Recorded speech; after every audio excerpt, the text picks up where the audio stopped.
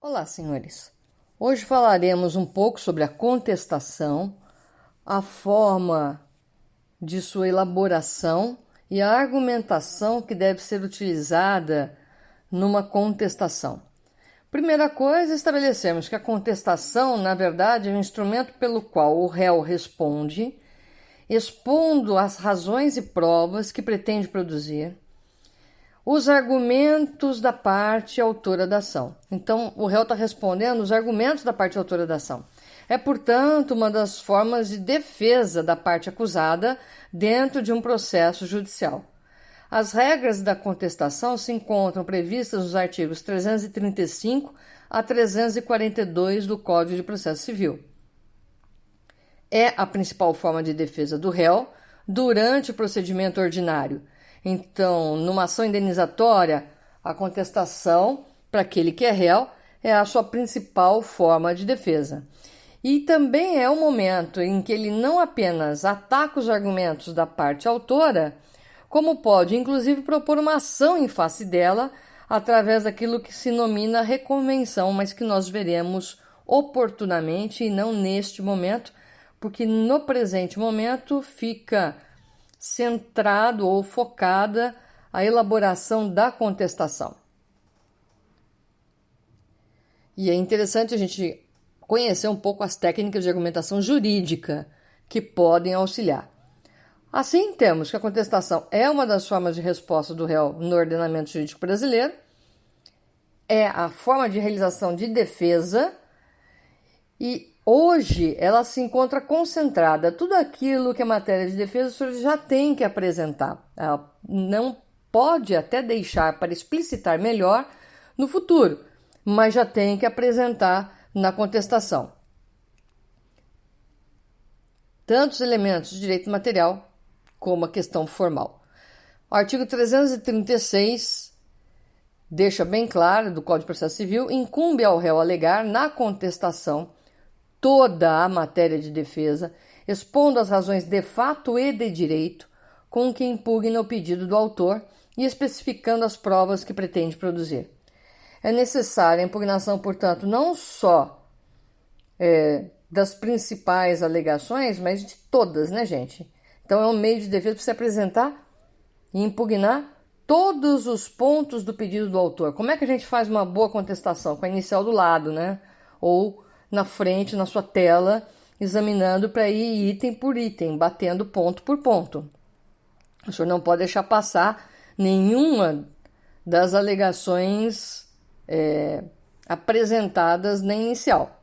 Não queremos aí que ocorra a existência do chamado fato incontroverso. O prazo para contestação está previsto no artigo 335 e os senhores verão na matéria de processo civil, na contagem do prazo para a realização. Então, agora vamos ver como é que se faz uma contestação.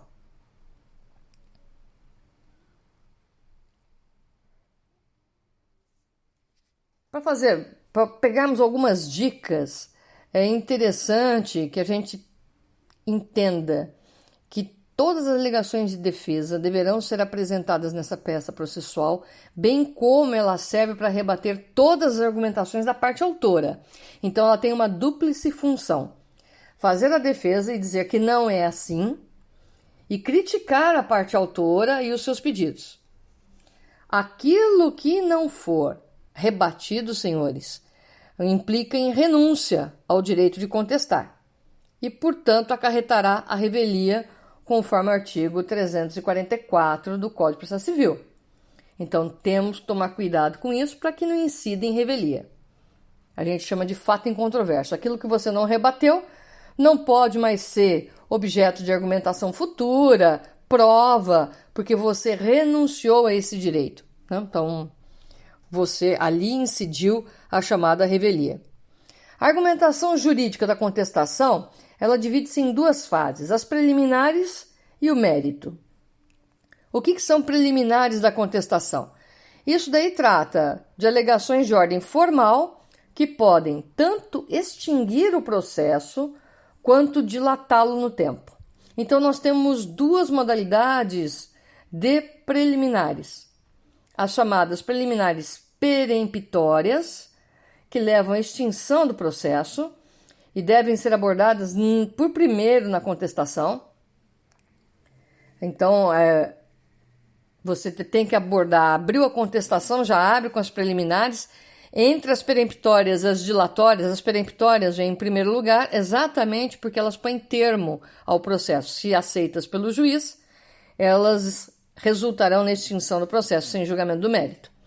Então, aí nós temos o elenco no 337 do Código de Processo Civil do que é objeto das chamadas preliminares peremptórias. A inépcia da petição inicial, então os senhores já aprenderam em processo civil a questão da inépcia, então os requisitos. Então o senhor pode pedir a inépcia da petição inicial, a inépcia da petição inicial é preliminar peremptória, a perempção também é, a litispendência também é, já está em curso processo semelhante entre as mesmas partes com o mesmo objeto. A coisa julgada, aquilo lá já foi objeto, já teve julgamento, já encerrou, ele traz à baila de novo o mesmo objeto, as mesmas partes. E a convenção de arbitragem, quando essa está estabelecida em contrato e alguém tenta submeter ao Poder Judiciário.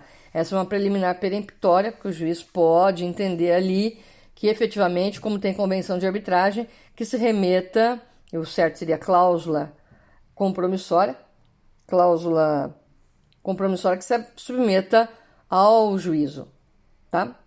Ao juízo arbitral, e não trazer ao processo judicial. Então, esses são as preliminares peremptórias que os senhores podem abordar. Isso não significa dizer que para toda inicial cabe preliminar. É que a primeira coisa que a gente verifica é se há a incidência de alguma preliminar ou não para ser alegada, para robustecer ou deixar mais forte a sua contestação. O que são os argumentos preliminares dilatórios? Na verdade, com isso daqui você vai dilatar o processo no tempo, não necessariamente extingui-lo. Então, a inexistência ou nulidade de citação é um caso. A incompetência absoluta ou relativa é outro caso. A incorreção ou impugnação do valor da causa é um outro caso, porque o juiz abre o prazo para a parte recolher o valor devido. A conexão é outra causa. A incapacidade da parte, o defeito de representação também são causas de preliminares. A ausência de legitimidade ou interesse processual, isso daí é muito importante, também é motivo de preliminar. A falta de caução de prestação que a lei exige como preliminar para ingresso nos autos, para que haja o processamento, também é preliminar que você pode alegar. E a indevida concessão do benefício da gratuidade da justiça também é preliminar que pode ser apresentado. São impugnações ou defesas, exceções que a gente apresenta preliminarmente, antes de entrar no mérito. Então, olha, ele obteve uma gratuidade de defesa, mas na verdade ele tem patrimônio suficiente para poder pagar o advogado, portanto não faz jus aos benefícios da gratuidade. Então, o valor da causa está incorreto, porque a gente está discutindo um bem imóvel, ele colocou o valor de um salário mínimo, e a lei é clara ao dizer que quando se trata de bem imóvel, é o valor do bem imóvel que é o valor da causa. E assim vai, né? Então, dependendo da situação, você já coloca ali em preliminar de contestação. Aí você adentra na chamada discussão de mérito. Na discussão do mérito, na contestação, aí a gente vai falar da argumentação de direito material do autor daquela ação que foi proposta, né? E dizendo que isso daí está impugnado pelas razões que se apresentam. Essa discussão de mérito, ela também tem uma subdivisão. A gente tem as chamadas preliminares de mérito e o mérito em sentido estrito. Preliminar de mérito, gente, é prescrição em decadência. Então, se tem prescrição, porque prescrição é matéria de mérito. Concordam? Já aprenderam isso? Então, prescrição é preliminar. Você não precisa escrever preliminar de mérito, o juiz já sabe. Então, você põe lá preliminar, prescrição. Tem gente que já põe mérito, preliminar, prescrição. Não tem problema nenhum, tá certo também. E aí depois entra no mérito, que é exatamente o arcabouço ou aquelas argumentações de fato e de direito que você vai trazer, né, a narrativa fática e as argumentações de direito que você vai trazer para combater e contestar, portanto, a constituição dos direitos pretendidos pelo autor ou os efeitos jurídicos levantados por ele. Então, nós temos duas coisas. Ele está pedindo algo e você contesta dizendo que esse algo é indevido. Ou então ele pede como efeito jurídico que aquele contrato de seguro-saúde se estenda por tanto tempo, e o contrato não prevê isso. Então, ele pretende um efeito jurídico não previsto. Você tem que saber exatamente o que está sendo pedido para poder argumentar e saber como fazê-lo. O réu, portanto, deve contestar cada um dos pedidos realizados. Do contrário, aquilo que não for impugnado presume-se verdadeiro nos termos do artigo 341 do Código de Processo Civil. Então, tomem cuidado com isso, que as exceções são poucas, tá? Aí vamos para a técnica de argumentação jurídica. Como é que eu apresento? Gente, é necessário, numa peça processual, boas técnicas de argumentação jurídica. Contudo, é preciso ter em mente que, na contestação, você tem o principal momento de defesa do réu. Portanto, aquilo que você pretende guardar como carta na manga, toma cuidado, porque pelo artigo 342 você só pode deduzir novas alegações em determinadas hipóteses, quando for relativo a fato superveniente, quando competir ao juiz conhecer de ofício, com autorização legal. Então, são poucas as hipóteses em que eu posso inovar. Tudo aquilo que o autor requereu, ele requereu na inicial. Tudo aquilo que o réu quiser defender-se, ele deverá apresentar na contestação. Então, primeira coisinha, subsunção da norma. Parece fácil, mas tem muita gente que se atrapalha com isso. Em primeiro lugar, os argumentos devem estar dispostos de uma forma adequada de regra de subsunção da norma. Premissa maior, que a regra geral, premissa menor, que é o caso concreto, e a conclusão, que é a consequência da aplicação da regra geral ao caso concreto. De acordo com a subsunção, um caso concreto deve ser enquadrado em uma regra maior já existente. Assim você consegue fazer o juiz chegar a uma conclusão lógica da procedência ou não dos pedidos realizados, permitindo ao juiz a construção de uma argumentação jurídica em sentença muito mais lógica. Isso é importante, os senhores entenderem, porque muita gente coloca assim, com base no artigo tal, e não fundamenta. É necessária a explicação de por que aquele caso subsume-se àquela regra. Porque só assim fica claro que a consequência jurídica é devida. Se você não faz esse exercício, não pense o senhor que o juiz deverá fazer no seu lugar. Então, é necessário que vocês também entendam a obrigação que lhes incumbe ao contestar. Oferecer boas argumentações começa da linguagem até a argumentação elencada. Então, contestação, por ser a única momento de algumas modalidades de argumentação, vocês vão ter que fazer com cuidado, apresentando bons argumentos. Pode colocar jurisprudência, doutrina, embora não seja essencial ou necessário. Se você estiver tratando de tema muito específico, coloque. O que você deve evitar colocar? Artigo de lei. É como se você estivesse chamando o juiz de ignorante. Ele conhece o Código Civil, ele conhece o CPC. Você não precisa colocar o texto da lei. Salvo se você estiver falando de uma lei extravagante, especial, de pouco conhecimento. Então, aí sim, você pode colocar o trecho explicando por que você está colocando, né? Não é aleatoriamente, ou preencher página. Aquilo lá tem que ter uma explicação. As coisas têm que vir numa sequência lógica, senhores. Elas não podem ser jogadas. Não é algo para você ficar jogando. Então, o senhor tem que colocar ali bonitinho. Quer colocar a jurisprudência? Coloca.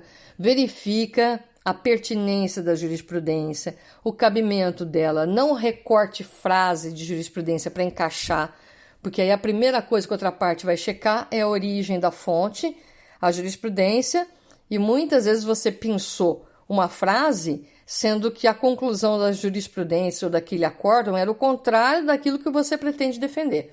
Então, toma cuidado com esse levantamento de frases, né? Coloque sempre a fonte completa, destaque e coloque grifos nossos naquela parte da decisão que lhe importa, não coloque toda a decisão. Coloco 4, 5 jurisprudências? Não, isso daí é encher linguiça, você coloca aquilo que é mais importante.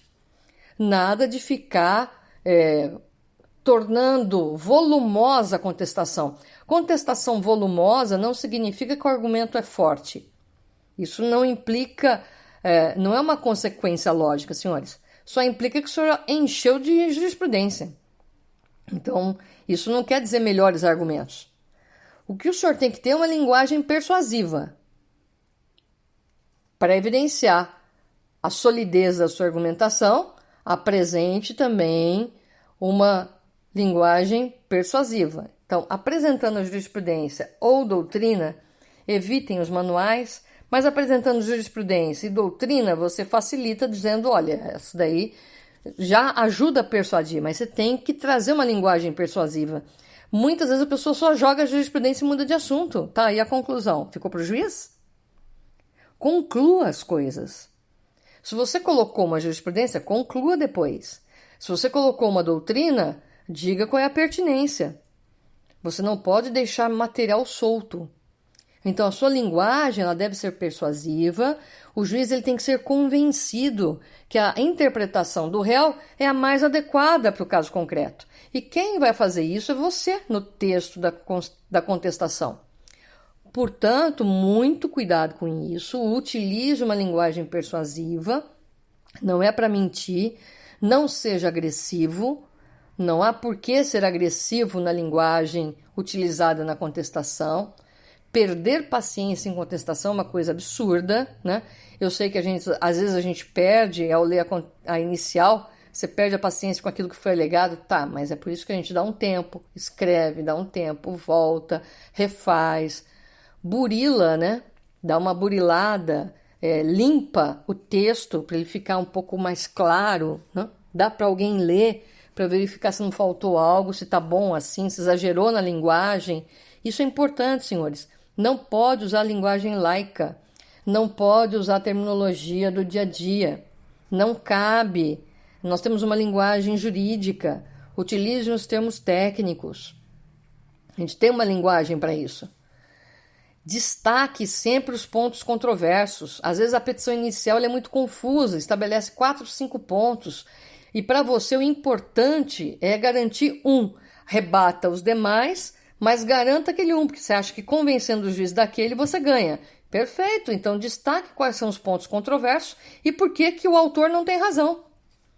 E depois apresente a argumentação do réu, mostrando por que ele tem razão. Você pode impugnar documentos? Claro que pode e deve. É o momento de fazê-los, né? Então pode impugnar os documentos apresentados pelo autor sem problema nenhum. Deve apresentar os documentos do réu? Sim, deve fazê-lo também.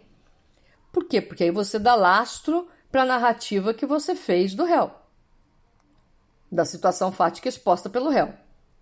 Então, foco nos argumentos relevantes e destaque nos pontos controversos, sempre. Destaca o que é controverso. Então, porque o convencimento, gente, ele já se inicia antes mesmo da argumentação, na linguagem e na apresentação dos fatos. E foco nos argumentos que são relevantes, que auxiliem na persuasão do juiz. Também não adianta você querer argumentar com uma coisa que você sabe que é descabida. Então você vai ficar perdendo tempo com isso para quê? Para que o juiz já vá direto para os pedidos e não perca muito tempo lendo sua contestação? Então, senhores, a gente pode fazer, os senhores qualificam, dizem que vem pela presente manifestar ou apresentar sua contestação, expondo e requerendo a Vossa Excelência o quanto segue. Dos fatos. E aí, faz o resumo dos fatos. Eu geralmente coloco síntese da inicial. Tem gente que já coloca dos fatos. Eu coloco síntese da inicial porque às vezes eu coloco dos fatos, narrando os fatos por parte do réu. como eles efetivamente aconteceram, né? Então, coloque aí resumo dos fatos por parte do autor, resumo dos fatos por parte do réu, ou fala só dos fatos, ou síntese da inicial dos fatos. E faça o resumo para o juiz daquilo que foi apresentado. Aí o senhor entra nas preliminares, apresenta as preliminares que houverem, se houver, também não vai deixar escrito preliminar se não tem nenhuma. E aí entra na questão do mérito. Eventuais preliminares de mérito, prescrição e decadência, e aí a contestação com todos os direitos alegados pela parte, contestando todos os direitos alegados pela parte autora, sob pena de presunção de veracidade, e apresentando todas as defesas do réu, né? A contra-argumentação, digamos assim, ou os argumentos do réu, para que seja desconsiderado todos os pedidos apresentados pelo autor. Tá, Marielene, encerra como? Dos pedidos. Diante do disposto, requer a Vossa Excelência. Aí você tem que fazer 2 tipos de requerimento.